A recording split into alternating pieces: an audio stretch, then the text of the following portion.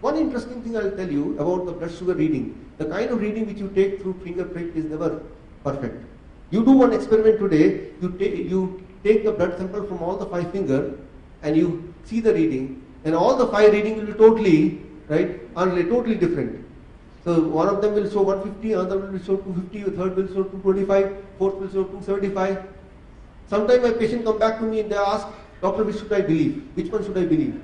I say, believe the one which is the lowest or which is the one which is your favorite. Because there is no reliability. Now, if that becomes your basis of tapering down the drugs and tapering down the insulin, which itself is not reliable, that diagnostic tool itself is not reliable, then understand that you are going to be in a greater problem. So what I do, along with testing through the blood sample, we have a different kind of test mechanism. For example, you see, this is one of the test mechanisms which I use and which I recommend. It is a small sensor which I put here, right? Even I put one sensor, I will just show you.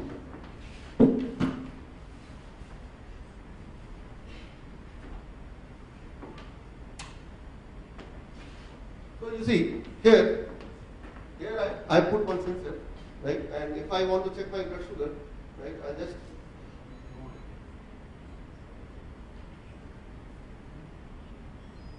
so now here if I see, I can see my blood sugar for last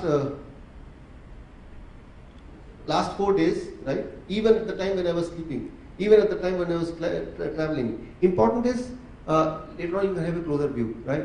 So when you sleep, sometime let's say in the morning your blood sugar is 200, you see high blood sugar, I must take more medicine, right? And more medicine you take, even the blood sugar is high. What happens? It's called dawn phenomena. Blood sugar high before going to sleep, it drops to less than 100 at 5 o'clock, and before you get up from the bed, it goes to 200. So actually it is a low sugar, and more medicine you take, more it drops and more it rebounds. Try to understand a ball, right? You forcefully, if you throw, what happens? It will go even higher. So sometimes the trick is reduce the insulin, blood sugar will lower, right? So, but when you check through your finger pricking method, you check early morning. You do not know what is the trend of the blood sugar while I was sleeping the 8 hours.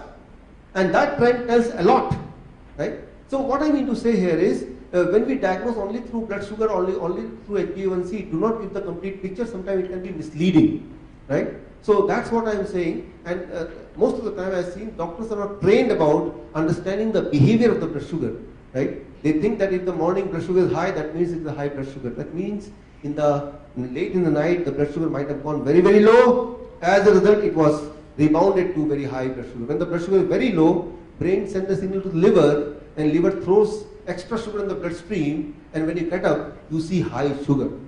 But you do not, that is the incomplete story. So try to understand that the monitoring and tapering of medicine is very important, plays a very important role while in the process of healing and getting back the health. So day 1, we focus on the sugar management. Day 2, within the 24 hours to 36 hours or 48 hours, the blood pressure gets down. This means with the same speed, I have to taper down and top your medication.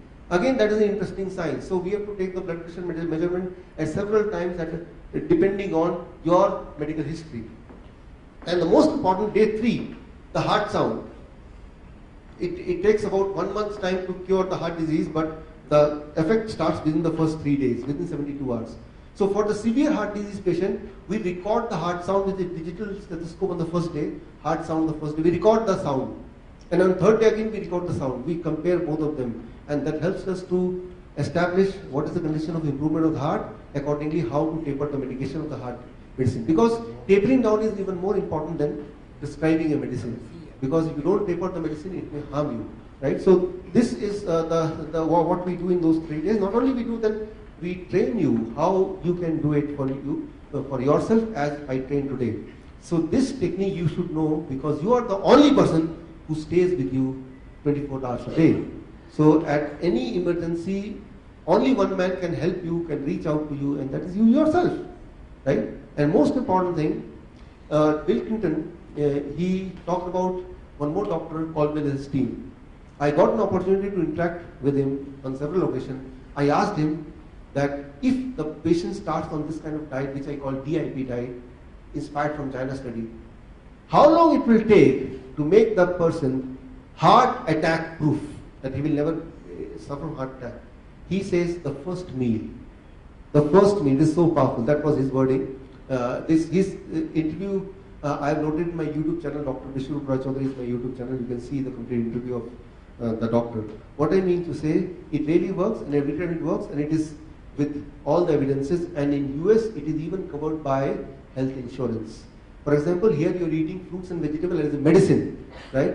So when you are eating fruits and vegetables because you want to cure yourself, so it is considered as a medicine, so it is covered under health insurance. Why I am saying is, I want to tell you that this is an approved system of recovering by the mainstream medical science. The only problem with this is that you get healed and you escape from becoming a customer again, right? And that is something which is not very much good for the pharmaceutical companies.